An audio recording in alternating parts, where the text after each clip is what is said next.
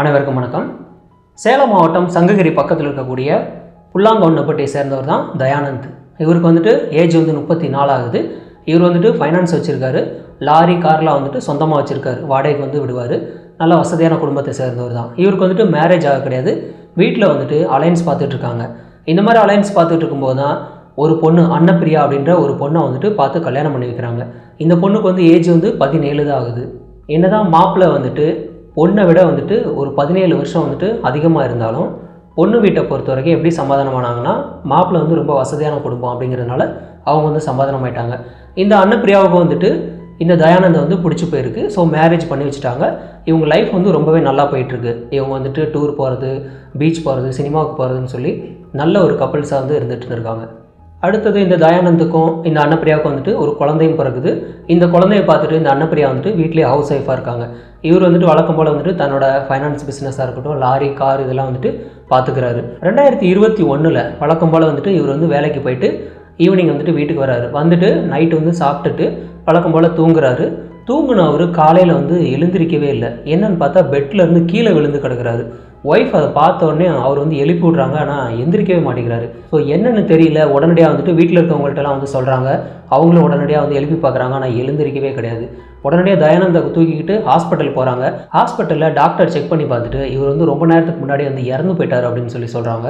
இதை கேட்டு உடனடியாக அன்னப்பிரியா அழுக தாங்க முடியாமல் கதறி அழுகிறாங்க. அந்த இடத்துல ஹஸ்பண்ட் இறந்தது அவங்களால தாங்கிக்கவே முடியல.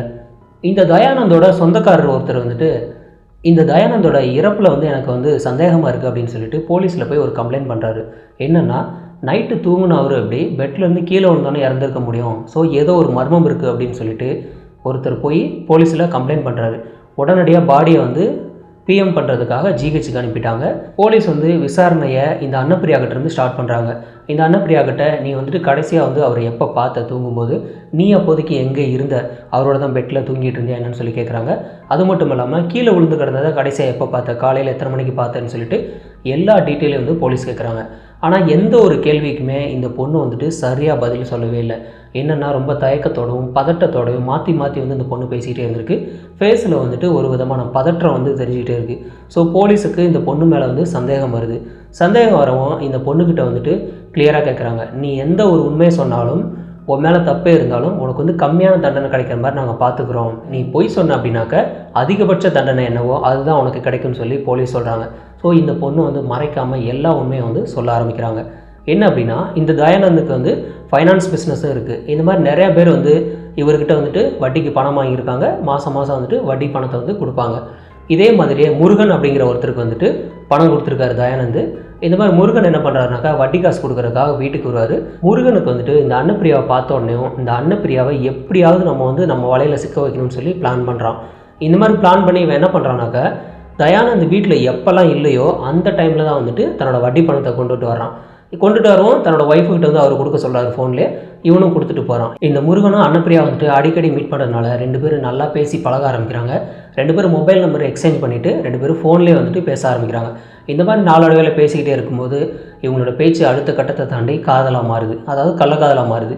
இந்த கள்ளக்காதல் என்ன ஆகுதுனாக்கா, தயானந்த் வீட்டில் இல்லை அப்படின்னாக்கா இந்த அன்னப்பிரியா முருகனுக்கு கால் பண்ணி நீ வீட்டுக்கு வான்னு சொல்லி வீட்டிலே வர வச்சு 2 பேரும் ஒன்றா இருந்திருக்காங்க. ஸோ எப்போல்லாம் தன்னோட ஹஸ்பண்ட் வீட்டில் இல்லையோ அப்போல்லாம் முருகனுக்கு கால் பண்ணி நீ வீட்டுக்கு வான்னு சொல்லி வர வச்சு ஒன்றா இருக்கிறாங்க. இந்த மாதிரி இவங்களோட கள்ளக்காதல் போய்கிட்டே இருக்குது. இந்த அன்னப்பிரியா முருகனை அடிக்கடி மீட் பண்ணணும் அப்படின்னு சொல்லி நினைக்கிறாங்க. ஸோ அந்த மாதிரி மீட் பண்ணணும் அப்படின்னாக்க தன்னோட வீட்டில் இருந்தால் மட்டும்தான் அது மாதிரி மீட் பண்ண முடியும். அதனால் ஒரு பிளான் பண்ணி ஹஸ்பண்டுக்கிட்ட சொல்லி இந்த முருகனை அவங்க வீட்டு காருக்கு டிரைவராக வேலை போட்டு கொடுக்க சொல்கிறாங்க.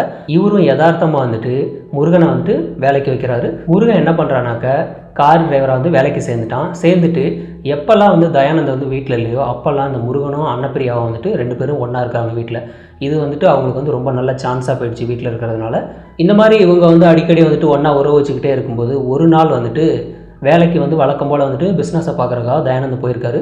போன அவர் லேட்டாக வர கிடையாது. டக்குன்னு குயிக்காக வந்திருக்காரு. என்னன்னு தெரில, ஏதோ வேலை முடியலன்னு சொல்லி சீக்கிரம் வந்திருக்காரு. ஆனால் அந்த டைமில் இந்த அன்னப்பிரியாவும் முருகனும் வீட்டில் ஒன்றா உறவில் இருந்திருக்காங்க. இதை தயானந்த் நேரிலே பார்த்துறாரு. பார்த்து அவர் என்ன பண்ணுறாருன்னா, 2 பேரையும் பயங்கரமாக அங்கனே அடிக்க ஆரம்பிச்சிருக்காரு. இந்த முருகன் அங்கனே அடித்து இனிமேல் நீ வேலைக்கே வரக்கூடாது, வெளில போடான்னு சொல்லி விரட்டி விடுறாரு. இந்த அன்னப்பிரியாவை என்ன பண்ணுறாருனாக்கா திட்டி அட்வைஸ் பண்ணி வைக்கிறாரு. ஆனால் அட்வைஸ் பண்ணதோட அவர் வந்து ஸ்டாப் பண்ண கிடையாது. என்ன பண்ணுறாருனாக்கா, நம்மளை வந்து இந்த மாதிரி வந்து ஏமாத்திடுச்சு இந்த பொண்ணு அப்படின்னு சொல்லிட்டு இவர் என்ன பண்ணுறாருனாக்கா, அதே ரூட்லேயே போயிட்டு தண்டனை கொடுக்குறாரு. அதாவது செக்ஷுவல் விஷயத்தில் வந்துட்டு தன்னையே வந்து தான் ஒய்ஃபை ஏமாற்றிட்டதுனால அதே விஷயத்தில் போயிட்டு அந்த பொண்ணை பழி வாங்கணும்னு சொல்லி நினச்சிருக்காரு. இவர் என்ன பண்ணியிருக்காருன்னா, டெய்லி வந்துட்டு பல முறை வந்துட்டு இந்த பொண்ணோட வந்துட்டு உறவு வச்சுக்க ஆரம்பிச்சிருக்காரு வீட்லேயே. இந்த பொண்ணுக்கு என்ன தான் பிடிச்சிருந்தாலும் பிடிக்கலனாலும் திரும்ப திரும்ப கட்டாயப்படுத்தி வந்துட்டு உறவு வச்சுக்க ஆரம்பிச்சிருக்காரு. அதாவது செக்ஸ் டார்ச்சர் பண்ண ஆரம்பிச்சிருக்காரு. அது மட்டும் இல்லாமல் நிறைய டேப்லெட்லாம் வாங்கி சாப்பிட்டுட்டு இந்த பொண்ணோட வந்துட்டு ரொம்ப நேரம் உறவு வச்சுக்கிறது, அடிக்கடி உறவு வச்சுக்கிறதுன்னு சொல்லி இந்த பொண்ணை வந்து பயங்கரமாக செக்ஸ் டார்ச்சர் பண்ணியிருக்காரு. இது வந்துட்டு இந்த பொண்ணு வந்துட்டு முருகனோட வந்துட்டு ஆனால் கள்ளத்தனமாக வந்து கால் பண்ணி பேசிக்கிட்டு தான் இருக்காங்க. இந்த மாதிரி பேசும்போது என்னோடய ஹஸ்பண்ட் வந்து டெய்லி வந்து செக்ஸ் டார்ச்சர் பண்ணிகிட்டு இருக்காரு அப்படின்னு சொல்லிட்டு தன்னோட கள்ளக்காதல்கிட்ட உருகி இந்த பொண்ணு வந்து அழுதுருக்கு. ஸோ இதை கேட்ட உடனே முருகனுக்கு வந்து ஆத்திரம் தாங்க முடியல. என்னோட டார்லிங்கே வந்து இவன் வந்து இந்தளவுக்கு வந்து சித்திரவதை பண்ணுறானா அப்படின்னு சொல்லிட்டு உடனடியாக அவன் ஒரு பிளான் பண்ணுறான். என்னென்னா, நான் வந்து உன்னை லவ் பண்ணுறது உண்மை தான், ஸோ நான் வந்து உன்னை கல்யாணம் பண்ணிக்கிறேன், அதுக்கு உன் புருஷன் வந்து இடைஞ்சலாக இருப்பார், அவரை வந்து கொலை பண்ணணும்னு சொல்லி இவன் ஒரு திட்டம் சொல்கிறான். அதுக்கு இந்த பொண்ணு வந்துட்டு ஓகே சொல்கிறாங்க. ஏன்னா கள்ளக்காதலன்னு சொன்னால் மறுக்கக்கூடாதுல்ல, ஏன்னா அது இந்திய சட்டத்தில் வருது. கள்ளக்காதலன்னு சொன்னாக்கா யாரும் மறுக்கக்கூடாது. அதனால் இந்த பொண்ணு வந்துட்டு மறுக்கவே கிடையாது, கொலை பண்ணுறதுக்கு ஓகே சொல்கிறாங்க. எப்படி கொலை பண்ணுறதுனாக்க, வழக்கம் போல் வந்துட்டு தயானந்த் வந்து வேலை முடிச்சுட்டு வீட்டுக்கு வந்தப்போ அவர் சாப்பிட்டுட்டு குடிக்கிற பாலில் என்ன பண்ணியிருக்காங்கன்னா, இந்த பொண்ணு வந்து விஷத்தை கலந்து கொடுத்துட்டாங்க. ஸோ வழக்கம் போல் அவர் வந்துட்டு நார்மலாக வந்து குடிக்கிறாரு. ஆனால் குடித்து அவர் வந்துட்டு கொஞ்ச நேரத்தில் வந்து இறந்து போயிடுறாரு. இறந்ததுக்கப்புறம் இந்த பொண்ணு என்ன பண்ணியிருக்குன்னா, பெட்லேருந்து கீழே தள்ளி விட்ட மாதிரி கீழே தள்ளி விட்டுருச்சு. அதாவது இவர் வந்து யதார்த்தமாக கீழே விழுந்து இறந்து போயிட்டாங்க அப்படிங்கிற மாதிரி இந்த பொண்ணு வந்துட்டு நார்மல் டெத் மாதிரி ஒரு நாடகத்தை வந்து கிரியேட் பண்ணியிருக்கு. அதாவது என்ன பண்ணியிருக்கு இந்த அன்னப்பிரியானா, போலீஸ் நெத்தியிலலாம் வந்துட்டு இழிச்சவாயன் அப்படின்னு சொல்லி எழுதியிருக்கிறதா நினச்சிட்ருக்கு. டாக்டர்லாம் பைத்தியக்காரன் அப்படின்னு சொல்லி நினச்சிட்டு இருந்திருக்கு. அதாவது அவர் பெட்லேருந்து கீழே விழுந்து இறந்துருவாராம். அதை வந்து போலீஸும் நம்பிடணுமா, டாக்டரும் நம்பிடணுமா, நீங்களும் நம்பிடுங்க. ஓகே, இந்த மாதிரி வந்துட்டு இந்த பொண்ணு வந்து பிளான் பண்ணியிருந்திருக்கு. வழக்கம் போல் வந்துட்டு காலையில் வந்துட்டு தன்னோட ஹஸ்பண்டு கீழே விழுந்து மூச்சு பேச்சு இல்லாமல் கிடக்கிறாருன்னு சொல்லி ஆக்டிங் ஆரம்பித்து டாக்டர்கிட்ட போனோடனே அவர் வந்துட்டு ஆல்ரெடி இறந்துட்டாருன்னு சொல்லியிருக்காங்க. ஆனால் அவர் சொந்தக்காரர் தான், அந்த தயானந்தோட சொந்தக்காரர் ஒருத்தர் தான் கரெக்டாக கெஸ் பண்ணியிருக்காரு. கீழே விழுந்த அவர் எப்படி இறந்துருப்பாருன்னு சொல்லி உடனடியாக வந்துட்டு சந்தேகமாக இருக்குன்னு சொல்லி போலீஸில் கம்ப்ளைண்ட் பண்ணவும் பாடியை வந்துட்டு பிஎம் பண்ணியிருக்காங்க போஸ்ட்மார்ட்டம் ரிப்போர்ட்டில் வந்துட்டு இவர் வந்து விஷம் குடிச்சு தான் இறந்தாருன்னு சொல்லி ரிப்போர்ட்லேயும் வந்துருச்சு. இந்த பொண்ணுக்கிட்டே வந்துட்டு ஸ்டேட்மெண்ட் வாங்கிட்டாங்க. ஃபைனலாக இந்த அன்னப்பிரியாவையும் இந்த முருகன் 2 பேரையும் போலீஸ் அரெஸ்ட் பண்ணி தூக்கி ஜெயிலில் போட்டாங்க.